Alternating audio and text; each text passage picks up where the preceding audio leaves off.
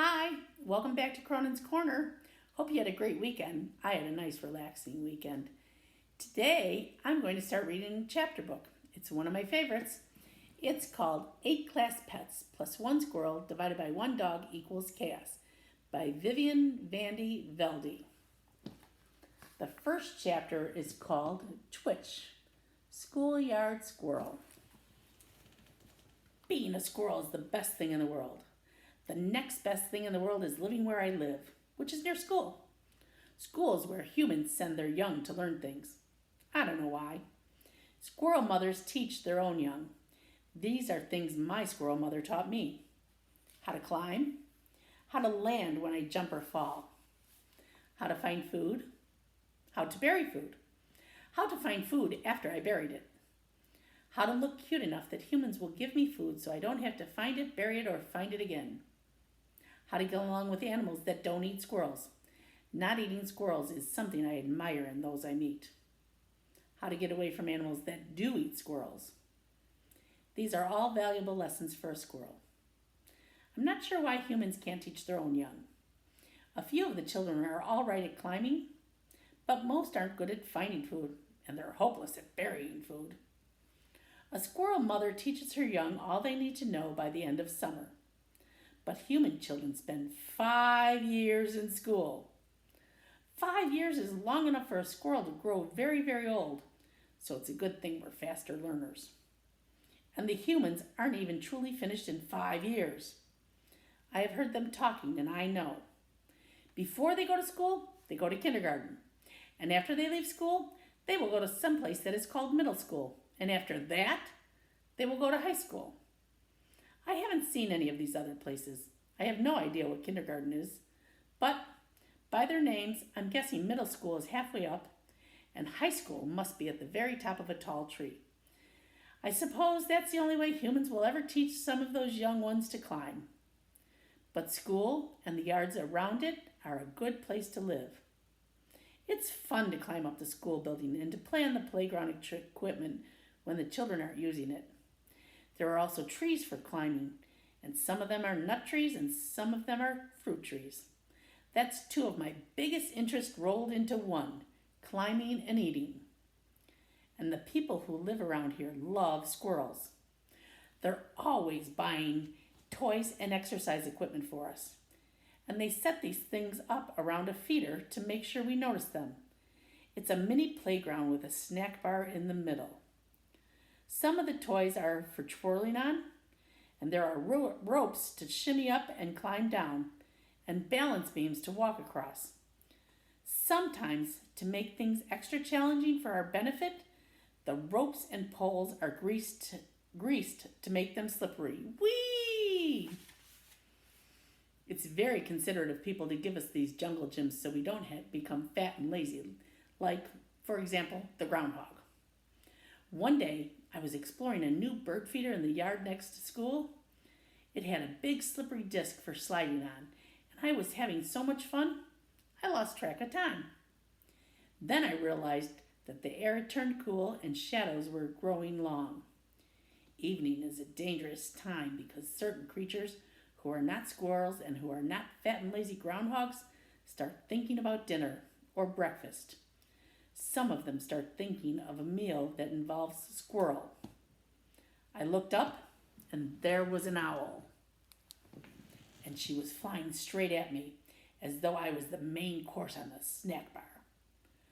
All I could do was start running in a zigzag pattern to try and confuse that owl. I didn't even notice the dog who was napping in his front yard.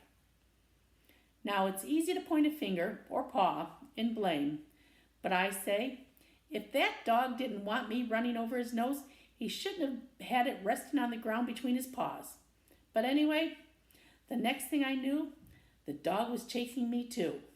He ran so hard, he broke the leash that was supposed to hold him in his yard. Luckily, one of the humans who works at the school had left the door propped open. I noticed the big banner.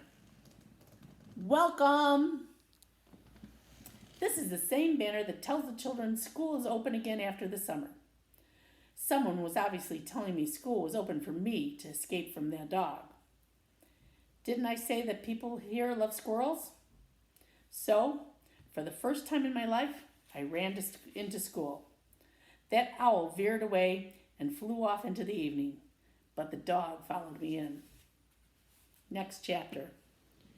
Green eggs and hamster. First grade hamster. I'm a hamster, and I live in Mrs. Duran's first grade classroom. Mrs. Duran named me after a famous book.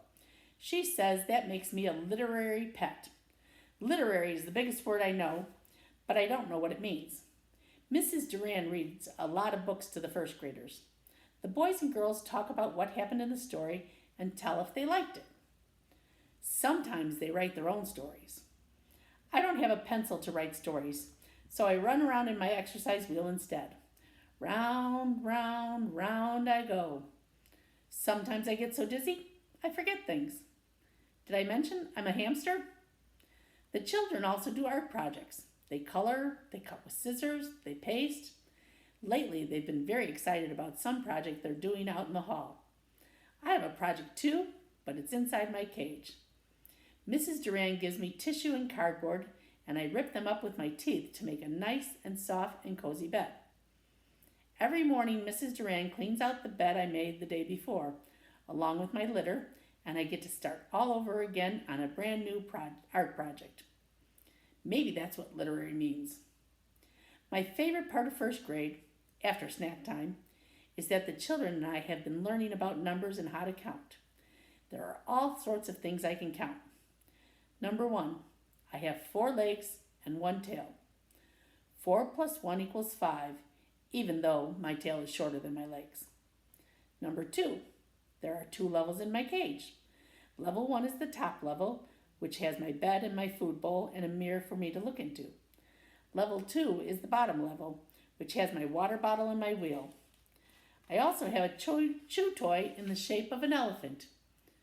2 levels, plus 1 bed, plus 1 food ball, plus 1 mirror, plus 1 water bottle, plus 1 wheel, plus 1 elephant to chew on equals lots of things for green eggs and hamster to do. Number 3, the ladder from downstairs to upstairs has 10 rungs. The ladder from upstairs to downstairs also has 10 rungs. This is because it is the same ladder. 1 ladder equals 1 ladder. 4, the number of special hamster treats I can fit in my cheek pouches at one time is 8. 8 special treats equals yummy. There's a squirrel named Twitch who lives outside. Twitch sometimes comes and sits on the window ledge to visit. Twitch is good at cramming birdseed into his cheeks, but he says birdseeds are too small to count. I think Twitch is not very good at counting. I am too good a friend to tell him so. One day, after the children had gone home, after Mrs. Duran had gone home, after the custodian had swept the floor and turned off the lights, but before it got dark, I was busy counting the numbers on the wall clock. There are usually 12 numbers, unless I count them after I've gone around in my exercise wheel. Then there are a lot more numbers, and they move. This day, I had counted 17 numbers when Twitch came running into the room. Did I say Twitch is a squirrel? Help, help, Twitch cried. There's a dog chasing me. I didn't ask why a dog was chasing him. Sometimes details are important, but sometimes they're not. I got an idea, so I said, climb up onto the bookshelves behind me and hide behind the dictionary. The dictionary is the biggest book in the room. Twitch was up there before I could say, whoa, you're a good climber. And then the dog ran into the room. Attached to his collar was a long length of rope which dragged along behind him. Where's that no-good squirrel? The dog barked at me. I scratched my ear and asked, did you check in the room with the snake? There are 5 grades in this school, and Mrs. Shaughnessy's 5th grade, where the snake lives, equals the furthest room from Mrs. Duran's room. The dog growled, I smell that squirrel here. Are you sure you don't smell me? I asked.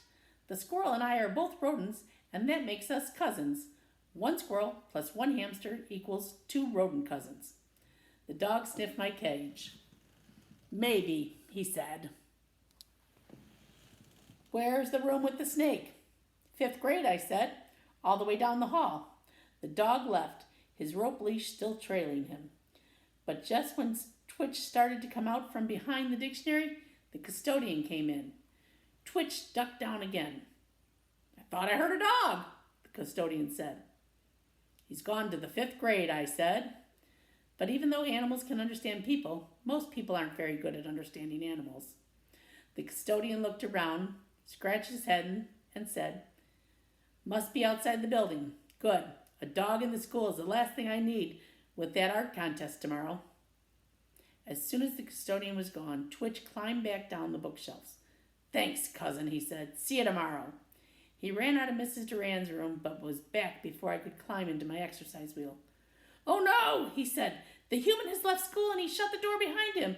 That dog and I are both locked in here. What should I do?" This was too much for me. I had thought of one plan, but I couldn't think of two. "Go next door and ask the rabbit," I said. "She likes to order everyone around, but she's smart. She'll think of something." And we'll come back again tomorrow. We're leaving on page 11. See you tomorrow. Have a good night. Bye.